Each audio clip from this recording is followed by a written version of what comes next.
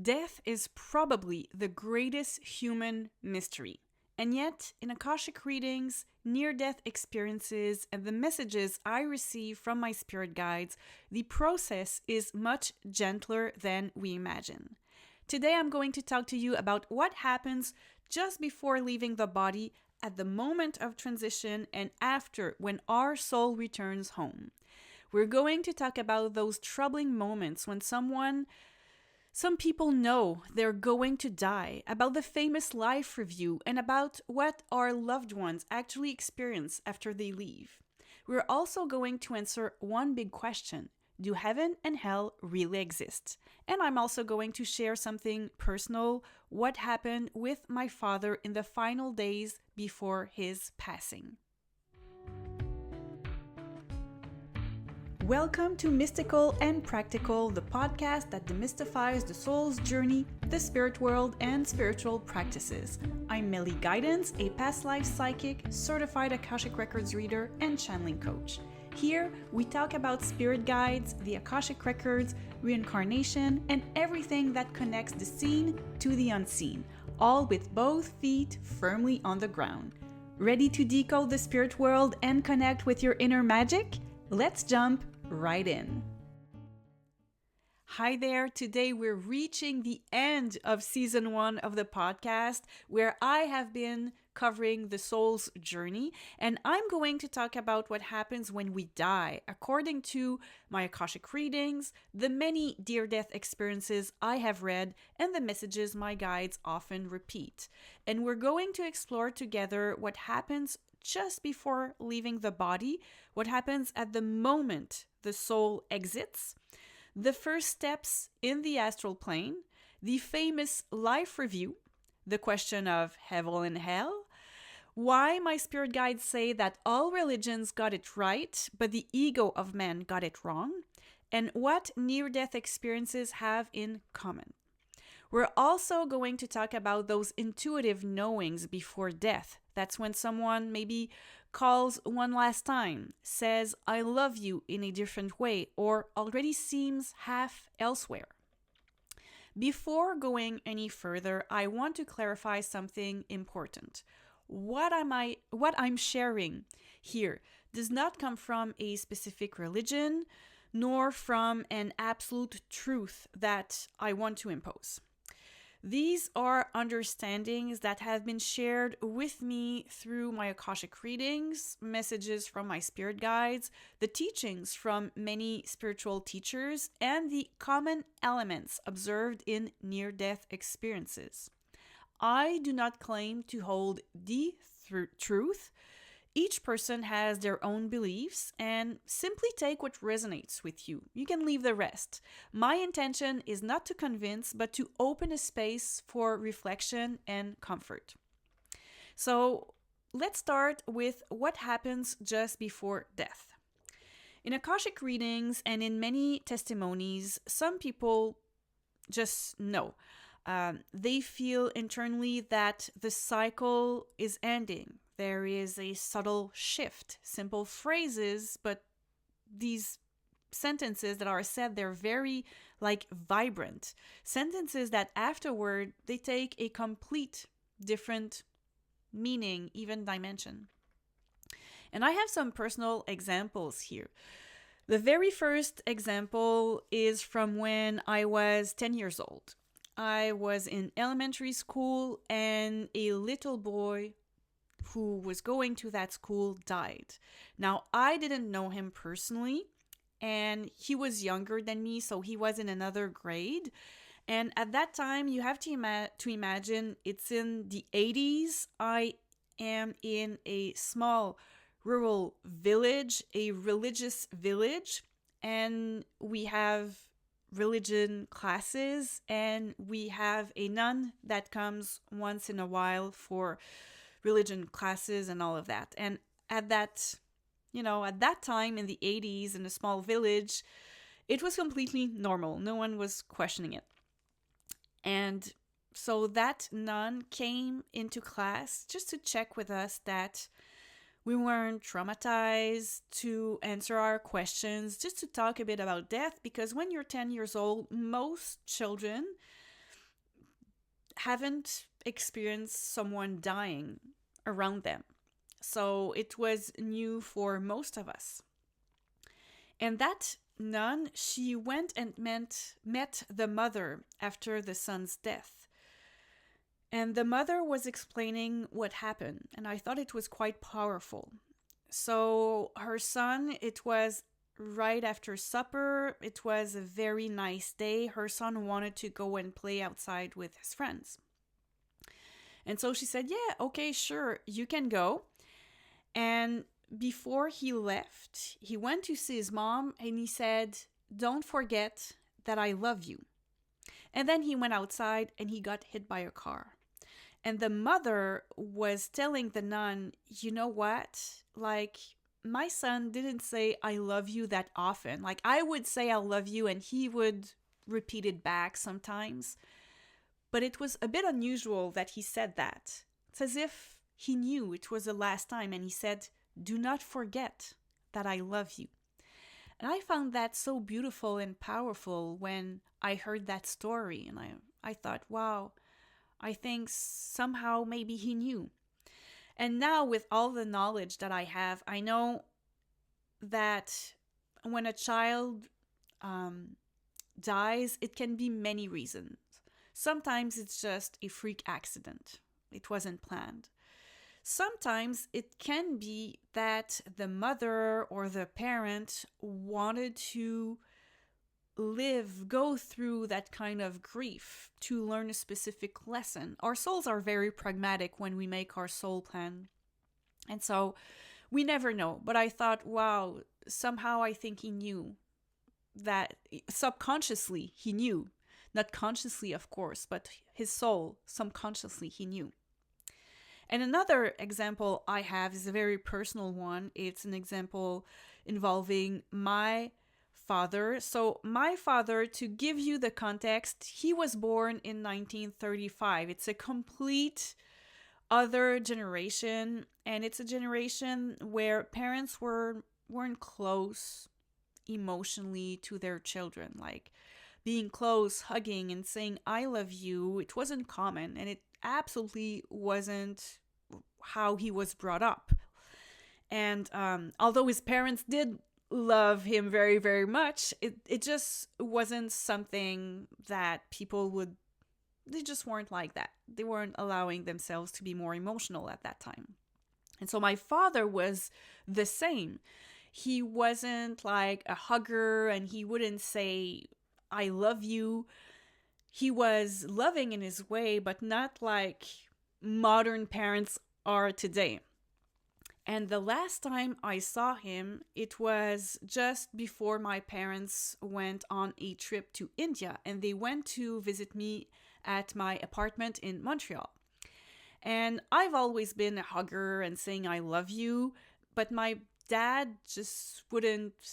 He would be kind of shy. He wouldn't say it back. But that time I hugged him, and I felt that he really hugged me back. And I said, I love you. And he did say, I love you too, which I found like, whoa, this usually doesn't happen. I feel like I helped him open his heart chakra a little bit. And I remember looking at him walking in the corridor, like leaving my apartment, and thinking, that might be the last time I see him. Like, I think somehow he may have known, and I may have known too. It was quite special. And after that, they went to India. And my parents, I call them globetrotters, like they would travel a lot. They would do 2 big trips per year. And that trip, it was at least like 3-4 weeks in India. And so my mother was used to travel with my father. And she said to me after he passed, well, she actually said it first to the grief counselor in the hospital. She said, wow, it's as if somehow he knew he was going to die because he was enjoying the trip so much.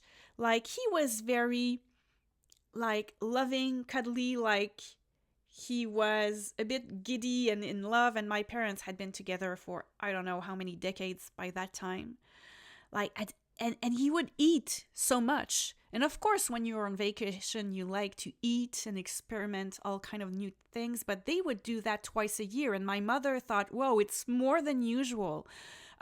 Just a way that he would really live life to the fullest.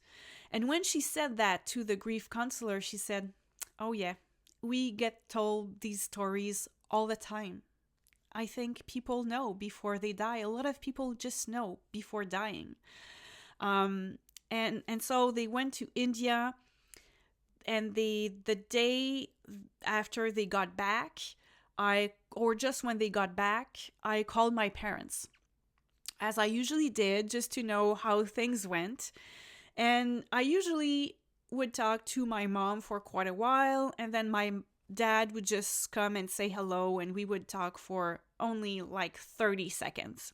But that time, he kept talking to me. And I remember that I had so many things to do in the apartment, and my mind was a bit elsewhere, and I was thinking, wow, he's talking for a long time. I have things to do. And I kind of cut short to our discussion, but it was actually the last time we spoke on the phone. And I felt a lot of guilt afterward because of that. But I think the reason why he kept talking over the phone, I think somehow unconsciously he knew that he was going to die soon. It's really fascinating having that grief counselor confirming, like, oh yeah, I get those stories all the time. And there are also many workers in how do you say that in English? Like who care for old people and people who are going to die. Retirement homes. There you go. Simple word. I couldn't come up with it. Yeah, so many workers in retirement homes report the same. They say that some people see their deceased loved ones before dying. Like they speak to someone no one else sees, and they smile, and they say that someone is here to greet them and bring them back home. And it's not a hallucination. It's not the brain that is malfunctioning. It's often a phase of expanded consciousness. These presences in the room that we cannot see, but the person who's about to die can see, they are there to reassure them, to make sure that the transition is gentle and that we do not leave our bodies and earth alone. And very often people who are working in the retirement homes, they say that the atmosphere changes strangely. It's strangely peaceful in the hours and the minutes before the departure. And now we're coming to that moment of transition. This is the exact moment when the soul leaves the body and the consciousness expands. This is something that I can tap into very easily when I am in Akashic readings and I do past life readings. I can go and see a past life, what happened, what was the past life trauma that triggered maybe a fear of or block in this current life. And then I can tap into the moment the person died. And at that moment, their consciousness expands. So they do not, the conscious doesn't disappear, it doesn't die, it widens. And my guides describe this as joining the light of the collective consciousness of all that is alive. It's as if you're moving from a closed room into an infinite horizon. And many near-death experiences testimonials say that incarnated humans seem barely alive. They say, here, outside of my body, in the astral plane, I feel ultra alive. I'm way more alive than these people on Earth. And sometimes people even say like, oh, they look like zombies. They're not fully awakened.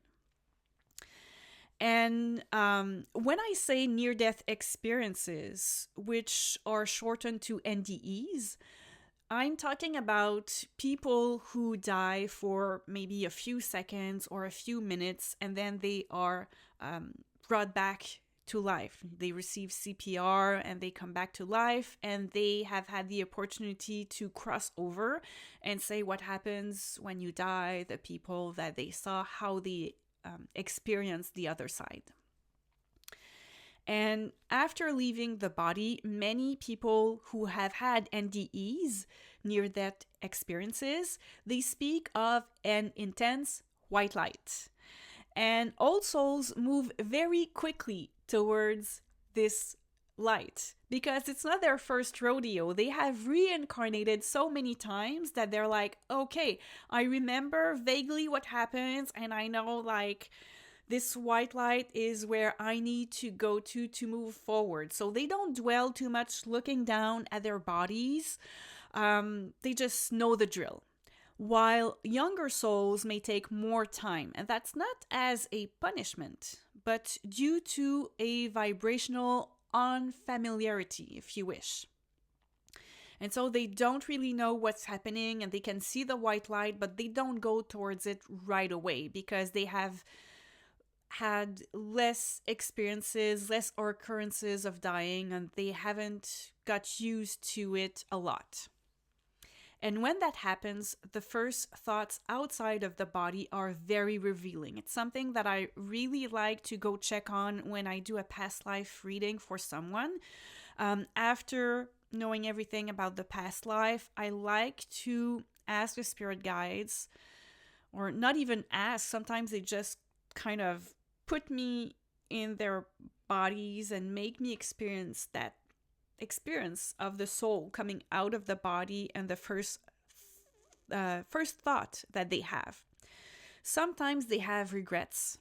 Sometimes it's frustration. It can be a relief or peace or acceptance. It really depends of the life that they had. Maybe they have regrets because they realize they haven't done much. Maybe they had a mission of love or of change, and they haven't quite done much in regards to that mission. If you're curious about life missions, by the way, I have a podcast episode on the subject. I'm going to link it in the show notes. I think it's episode number 9. And so when I tap in the first thoughts outside the body, it reveals the true inner state in which the person was living, actually. And after that, what I have come to know is that there are 2 modalities of transition to go from the earth plane to the astral plane. The first one I have heard of in NDEs, and they are trees. So trees sometimes help with the transition, and they act as vibrational bridges. They actually stabilize the energetic shift. And a near-death experience testimony said that the trees, they could hear them kind of singing or making some kind of vibrational music. It was all with their vibrations. And that person just looked at the trees and understood that the trees was helping them in the transition. The other one that I've mentioned that is the most popular one is the tube of light. I call it tube of light because from what I've seen, it's like, yes, you see this ball of light, but then when you reach it, it's like you're in a tube of light. And many NDE testimonies describe it as this tunnel of light where everything moves really, really fast. And yet at the same time, it's perfectly fluid. Some even say that it's like time is fast, like the speed of light, literally, and then at the same time, very slow. And they can decide to go with the fastness or stop a little bit and take their time. And then there is the arrival on the astral plane. So after that tunnel of light, you might get at that point a form of energetic shower. And that is because your vibrations may still be a bit low because you've just left the earth plane where everything is very dense and you need some vibrational acclimatization because the frequency on the astral plane is higher and the energetic density left from incarnation needs to adjust.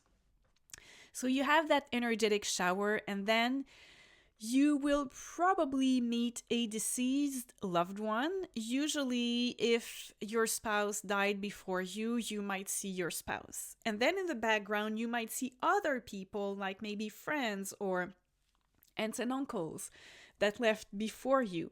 But you have someone who was super close to you who comes, and it's really to reassure you, to show you that, hey, nobody ever dies.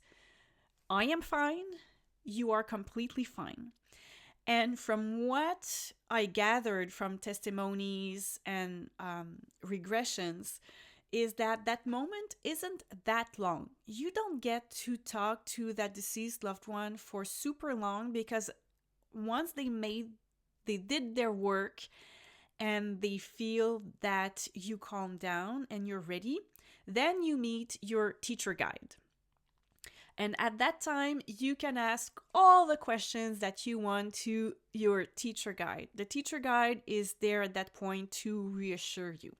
And time becomes elastic. Well, time is fluid on the astral plane anyways, but what I mean here is that there's no urgency.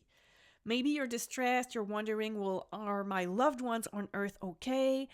What am I doing here? How does this work? So you get to ask, and you can ask super profound questions like who is God? What is God? And all of these questions. And your teacher guide will answer all your questions and wait for you to be ready for the next step.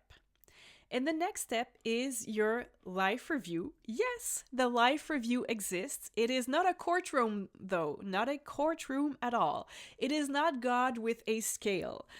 You actually relive all your interactions from the life that you just left behind, and you relive those interactions from childhood to death. And yes, that includes the time you threw sand in a friend's face in the schoolyard. So a lot of people explain this as they are put in an empty movie theater and they start watching the movie of their lives, but they kind of get sucked into the movie and they are into the mind of the other people they had interactions with. So they get to experience both sides, how they experience things and how the other people experience them, like how they felt and what they thought. And there is an example here of a near-death experience that I thought was quite stunning. It's about a nurse who died for a few minutes. And when she died long enough that there was time for her life review. I say long enough, like time is fluid, right? Maybe you can die just for a few seconds and still get to have that life review. And when she had her life review, she was shown one of her colleagues in the hospital. And that colleague wasn't appreciated at all because she wasn't a hard worker. For example, when they would get, I don't know, they get page or something ring. I say page, but younger generations have no clue what that is. When they get a signal that maybe there's an emergency and nurses are called. That nurse, if she was closer to a room, like she wouldn't rush to the room. They felt like she wasn't diligent. She wasn't doing her job well. And the nurse who was having the NDE and being shown the experience of the other nurse, she was explaining first that she didn't like gossip. Like she knew her colleagues would gossip about that person and say, like she's really a bad worker. We don't like her, yada, yada. And she said, I had never participated in the gossip because I thought gossip is bad. And I thought I was a good person for not gossiping. But when she had her NDE and she was put inside of kind of the mind of the other nurse, she realized that just the fact that she thought, oh, she's not a good person, she's not a good nurse, she's not caring for other people and she's not caring for her colleagues, she's not she's not good at teamwork, she realized that her thoughts were affecting her colleague without realizing it. And it was bringing her colleague down, her thoughts, but also all the colleagues' thoughts as well that were gossiping. And so she realized that it's not only what you do, it's what you think as well. And if you're fascinated by NDEs like I am, you can go ahead and watch Anthony Chene's videos on YouTube. It's fun because he has a channel in English, but he also has a channel in French. So, and with completely different testimonials.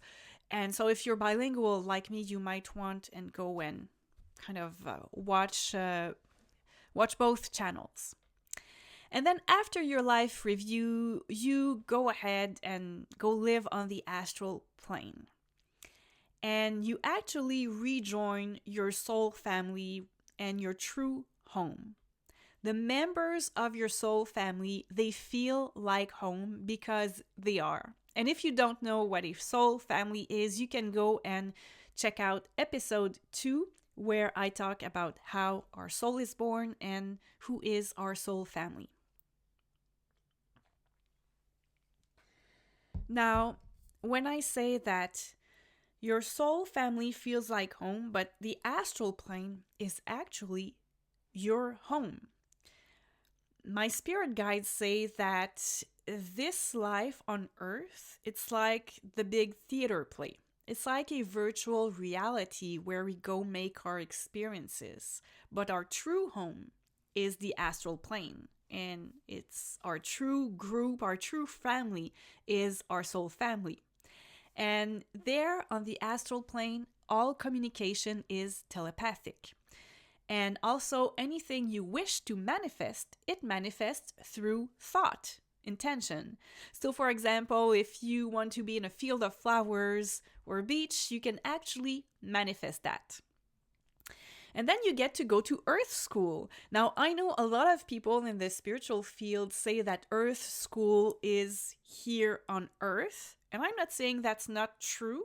It's just that my spirit guides, they say that the place where we go on the astral plane to study our incarnations, it's called Earth School. So I'm using the same name that they use when they talk to me.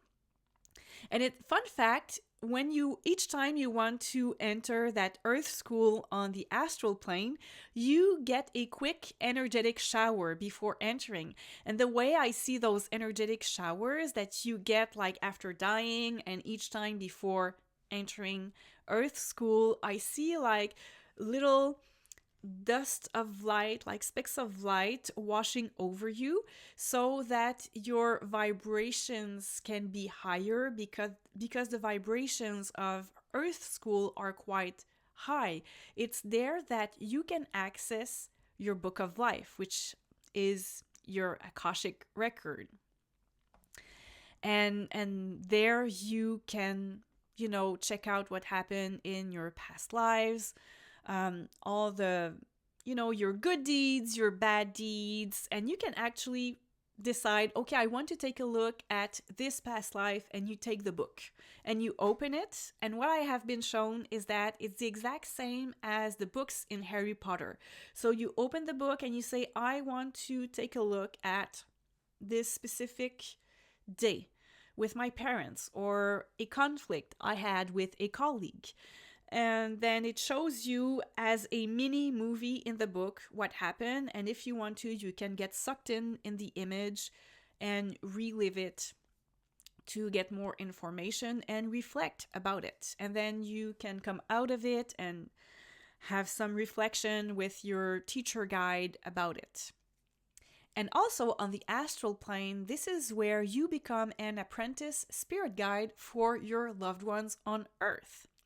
You may recall when I talked about soul ages in episode 4, there are 10 soul levels, and when you finish level 10, you become a full-time spirit guide on the astral plane. But in between incarnations, you get to be an apprentice spirit guides, so you get to train a little bit, and you get to train with people that are easy to help because they are your loved ones who are still on Earth. and or your soul family members. So they are people that you know extremely well, so it's easier for you to be an apprentice spirit guides. You also, on the astral plane, prepare your next soul plan when you are ready, which means you prepare your next incarnation. But it's just when you're ready. If you wish, you can simply rest in unity. So there is no obligation to reincarnate immediately, but you will want to reincarnate at some point. Your soul is very pragmatic and it wants to evolve. Now, you may wonder about heaven and hell. Do they exist? Here, what my spirit guides say is yes, but not as we imagine. There is no place where one is sent for eternal punishment. There is no divine condemnation, but there are states of consciousness. So if someone dies in deep, deep hatred, guilt, or fear, and I'm talking about deep fear panicking, not just someone who's like, oh, I'm going to die. I have a bit of fear. I don't know what's going to happen. Like a lot of people have that. I talk about deep, deep hatred, guilt, fear, maybe someone like who dies on a battlefield during war. Now, they may temporarily experience a form of inner hell. And this is confirmed by NDE testimonies of people who temporarily died while their vibrations were low due to strong, maybe drug addictions, for example. And similarly, heaven is not a place with clouds. It's a state of unity, of expansion, and of peace. It is reconnection to the source of consciousness. And so here you might wonder, well, what about God? Well, God is the one source of life, and he is, or she, it is, because there's no sex, it is the I am. So my spirit guides say all religions got it right, but the ego of men got it wrong. I should say the ego of humans on earth got it wrong. And when my spirit guides say this, what they mean is that the great religious traditions captured fundamental truths. Love your neighbor, respect, equality, freedom, for example. But the human ego transformed these truths into organized systems of fear, guilt, control, and separation. Eternal hell is not a divine punishment. It is a misinterpretation of a very low vibrational process. And heaven is not a reward. It is a natural state of the soul that vibrates very high, meaning it vibrates in absolute love. Now, knowing that when we die, we get this energetic shower to raise our vibrations, now you can see that we absolutely feel like the astral plane is heaven because we're just going back home and we are reunited with unity with the source of life. And so you might say with the universe or God, however you want to call it. And a person who returns from an NDE and is Christian may have seen God or Jesus because that was the reassuring vision for them of the source of life. If they had not had an NDE and had fully died, after their discussion with Jesus, they would enter the astral plane and realize that Jesus is one of the many faces of God, of the source of life. Conversely, a spiritual person might see a ball of light speaking telepathically and saying its name is I am the I am, because it simply is. It is the source of life and pure consciousness. Now, what I would like you to remember here is that death is not a punishment, a disappearance, or an end. It is a transition, an expansion, a return home. And above all, death is an accompanied passage. Now, I would like to ask you, have you ever experienced a powerful moment just before a loved one's death? Or a very vivid dream with a deceased loved ones? Let me know in the comments. I would truly love to read you. And so that concludes our season 1 of the podcast that was dedicated to the soul's journey. But don't worry, I'll be back in 2 weeks with 2 fascinating interviews. There is one in French and there is one in English. It's about ghost, spirits, and astral travel. So if you understand French, make sure to check out the French version of the podcast that is Mystique et Pratique, because my guest on the English podcast here is not the same one as the French podcast, and the stories are obviously completely different, but just as impactful and rich. And then in a month, we will begin season 2, and it will focus on spiritual sovereignty and how to navigate the spirit world with discernment. We're going to talk about spiritual drifts and false gurus. Also, we're going to talk about the myths we repeat about the Akashic Records. How to know whether it's your archangel speaking or your mind projecting.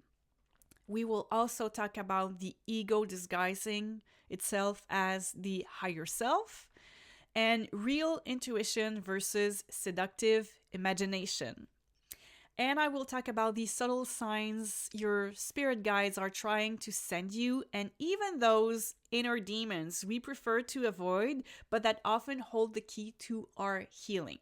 So, in short, we're not just going to explore the spirit world, we're going to learn not to get lost in it. As always, thank you so much for being here. Take care. Bye-bye. Thank you for listening to the Mystical and Practical podcast with Melly Guidance. If this episode spoke to you, please subscribe to the channel and leave some stars, a thumbs up, or a comment. It truly helps to share the podcast with other old souls seeking a deeper understanding of the spirit world. If you're interested in getting an Akashic Records reading, a tarot reading, or joining one of my online courses, you will find all the details at mellyguidance.com. This podcast was edited by plcm.ca and the original music was composed by record.bandcamp.com. Until next time, remember, we are all souls having a human experience and we can all be mystical and practical.